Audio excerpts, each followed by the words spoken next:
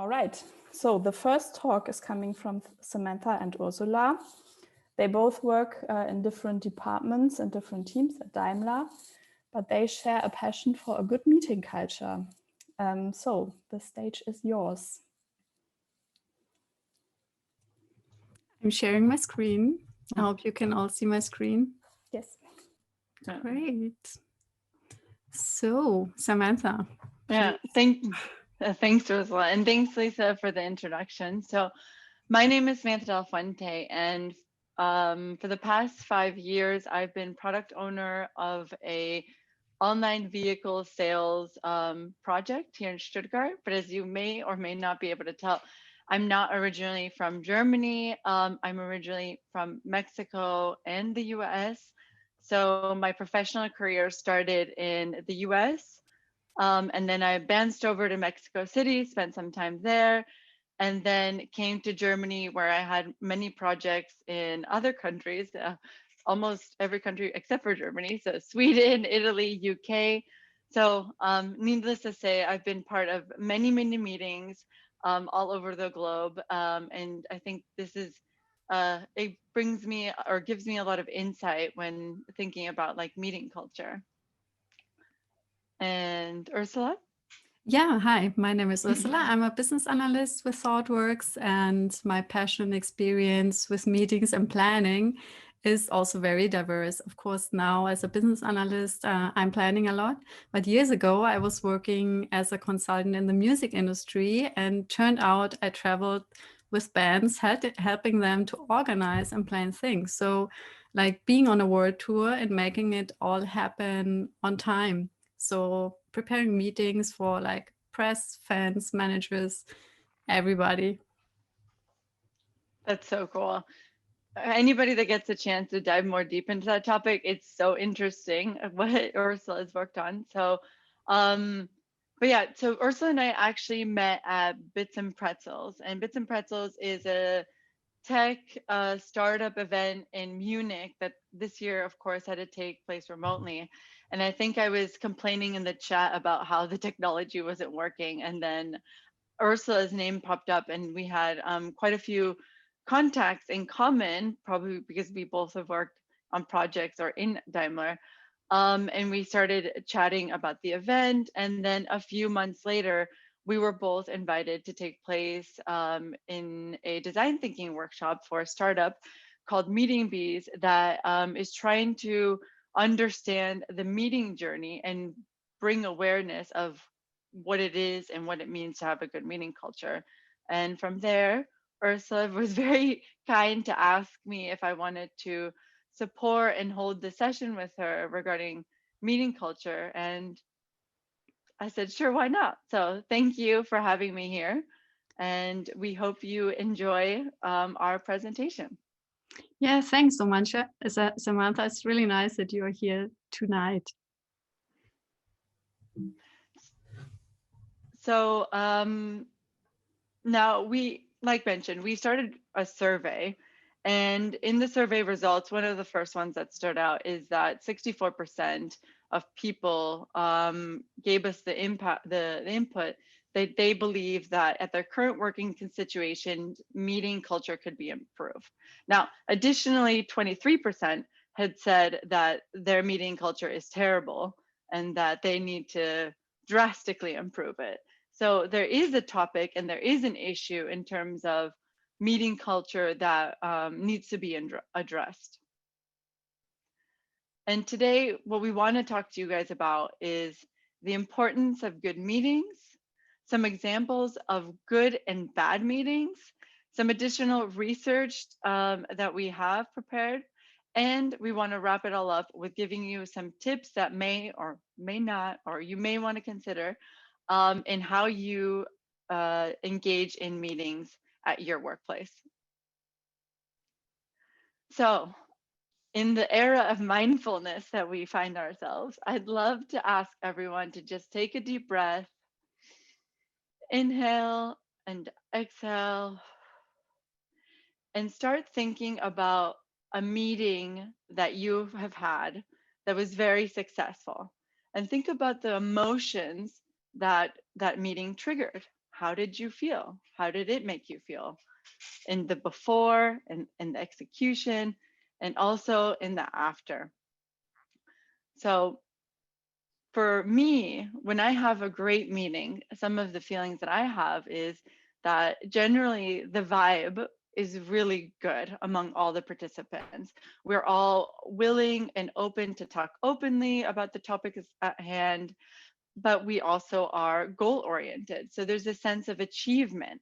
There's also a sense of teamwork that you maybe want to even give a high five to your colleague. And because you're proud of what you either achieved and created together. And also there's a sense of value, like my participation brought value. And this is, these are all good feelings. When we think at the opposite side, what feelings, so we can also do the same exercise. We can take a deep breath and exhale, and maybe think about what emotions are triggered when you have a bad meeting. So some of you, similar to myself, might think this is a waste of time. Like, what am I doing here? Or of restlessness, like, no, like we are not achieving anything. Or, there's a lack of vision. What was the purpose? Like, what was the purpose? And in some meetings, there's even anger, with strong opinions colliding that end up taking a meeting to a place that maybe we all didn't think it was going to go in that way.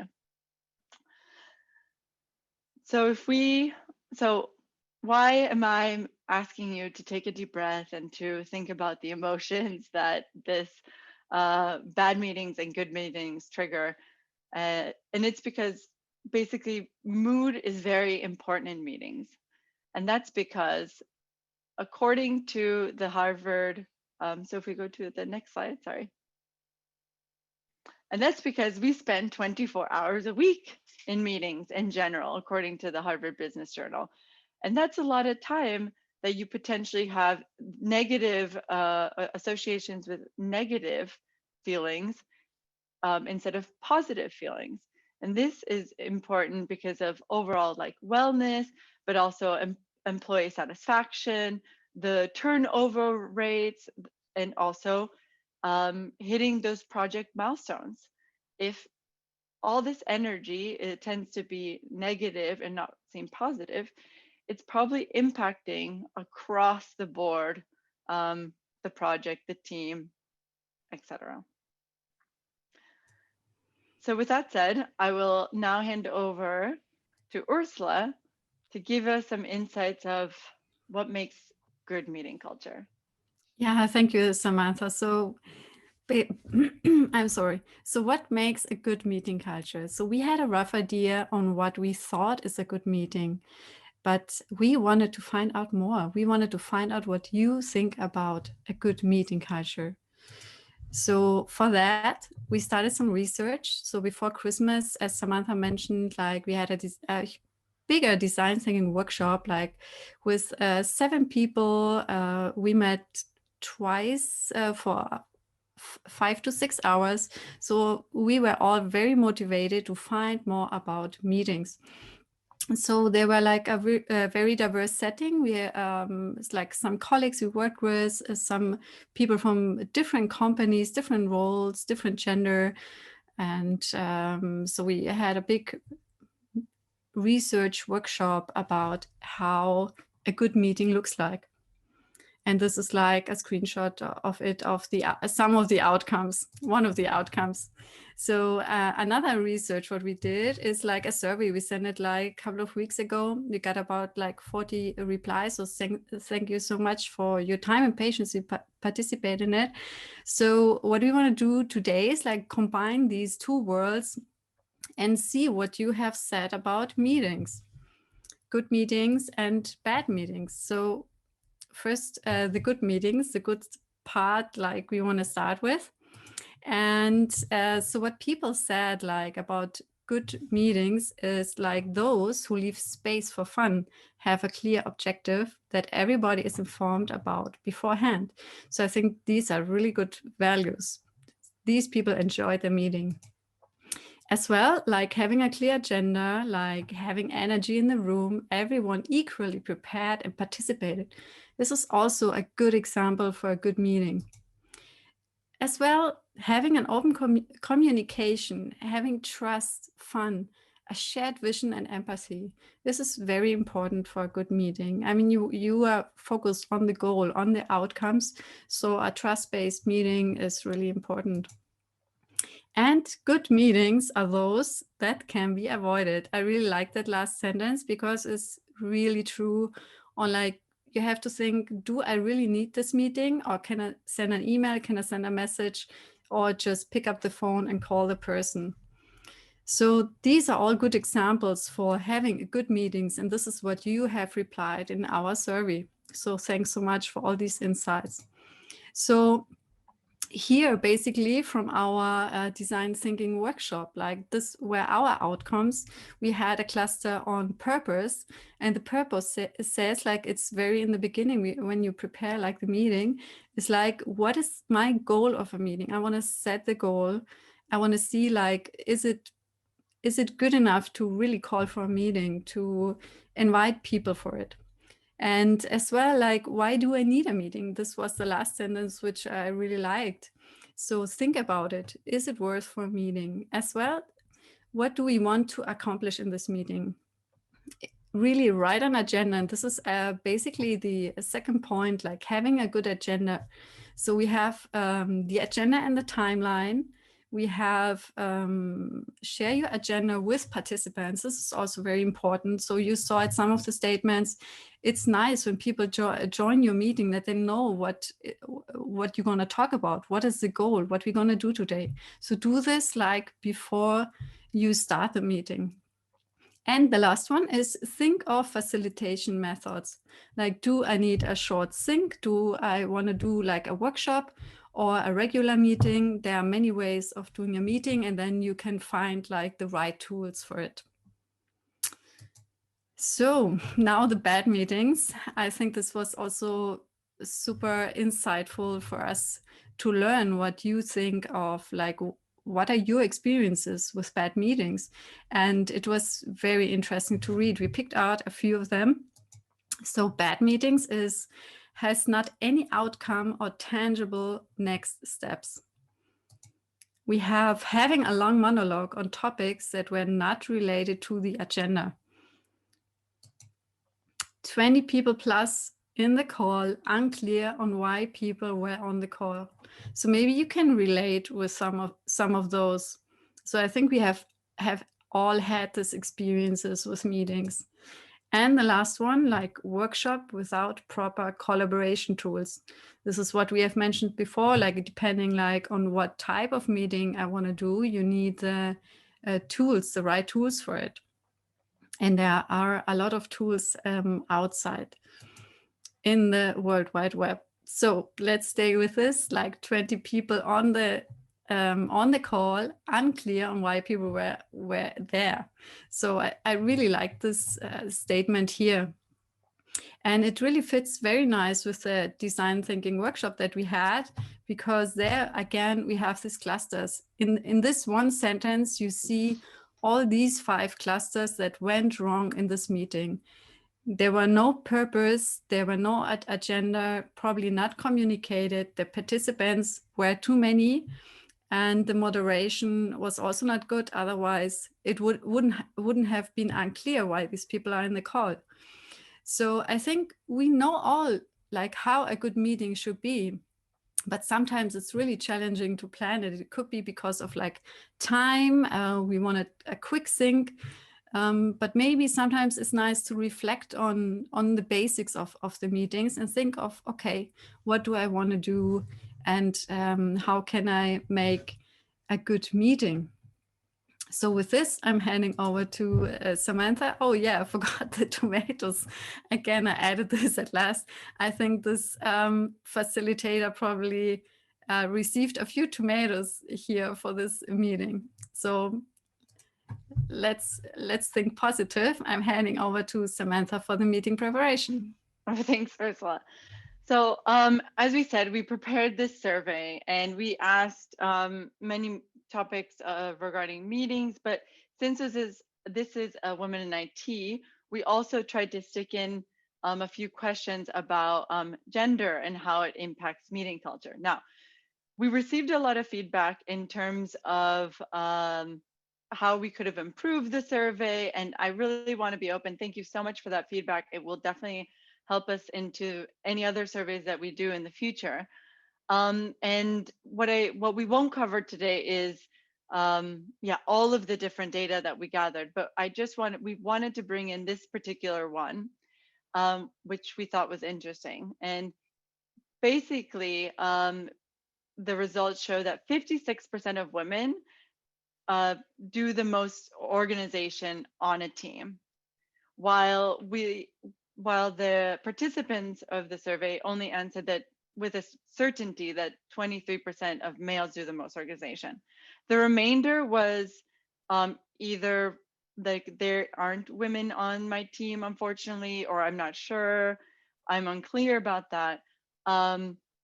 So we thought this was quite interesting. And this is actually in how I live my current role and also previous roles. It just somehow feels like I'm always doing quite a lot of organizations. And I just wanted to share a really funny, embarrassing story that when I moved from Mexico City to Germany and I started working at Daimler, one of our first weeks as a product owner working in this team, that was predominantly males who were going to fly over to the UK. And I just had one other female colleague. I instinctively booked everyone's flights, like printed an itinerary, laid it onto their desks, because I just thought like so a lot of the times it's maybe me particularly jumping into this organization roles, but I've learned since then that I don't have to do this, and it's definitely not expected, and it's definitely not in my job role. But it was quite embarrassing to have kind of this, weird look. So I was like, okay, maybe different to Mexico. So on the next slide, we then asked, or this is a result when we asked, who is likely to come less prepared? And again, the feedback was that it's perceived that 66% of men come less organized to meetings. And we thought this was quite insightful, that maybe this is something that we can also give some tips about, which is what Ursula will do now. Yeah, thank you. We have prepared like a few tips, a little summary of our meeting preparation. So, so as you see in the previous slide, we have these different clusters. One of them is like execution of the meeting. And the tip is to create awareness. This also links very well to Samantha's story. So if you plan a meeting, make sure all the team members share organizing responsibilities. So it's not only up to you to organize it, to facilitate it. Sometimes you have the idea maybe to a meeting and you can delegate it or pair with someone. There are many ways to it. So it's not only up to you. So it's in the execution of the meeting category.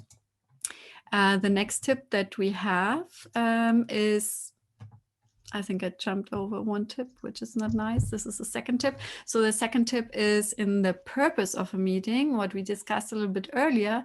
So defining the purpose and goals up front of a meeting, and what kind of meeting do I need? This is what I said, like, do I have the right tools? Do I have the right people? I think this makes a really good meeting if you think of this tip up front. And the third tip is in the moderation of the meeting.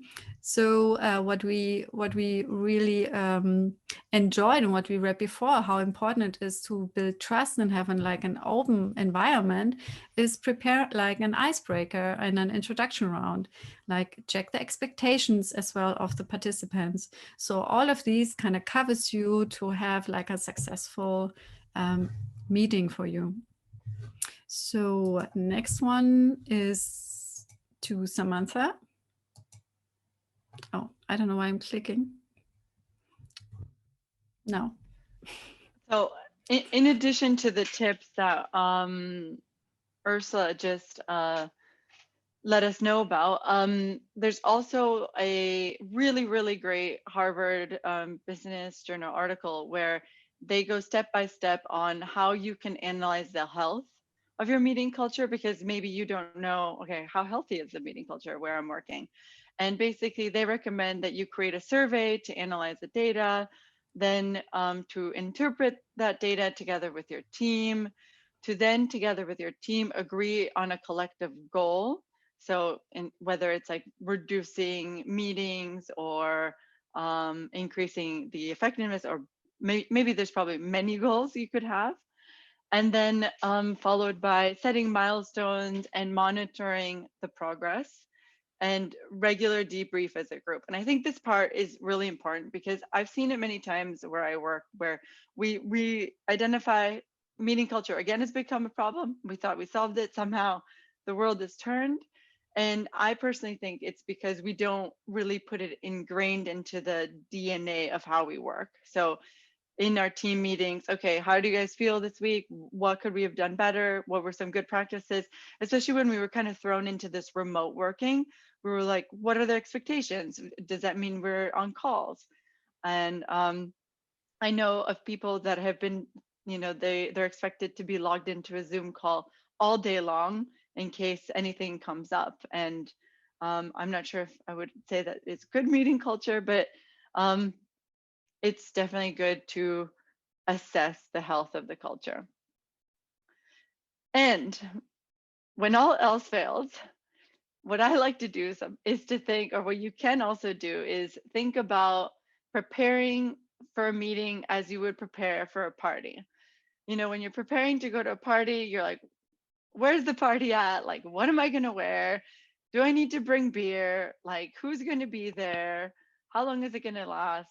And you probably want to bring some flowers. And basically that same energy should be taken into your meetings prior to attending them. Like, okay, do I need to do, what can I bring to the table? Okay, maybe I could help with this. Maybe I'll contact the host and ask if I, you know, if I could have 5 minutes.